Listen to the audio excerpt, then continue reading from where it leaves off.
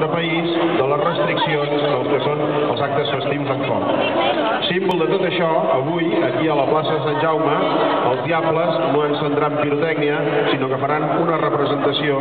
En aquest cas, això és el que podria passar si aquesta directiva del Parlament Europeu tirés endavant i aquí, a l'estat espanyol, la festa catalana hagués de prescindir de la cultura del foc. A tots vosaltres, en representació de la coordinadora de Diables i Bestiari de Foc de Barcelona, una encesa simbòlica acompanyada, en aquest cas, dels tabalers del Poble Sec.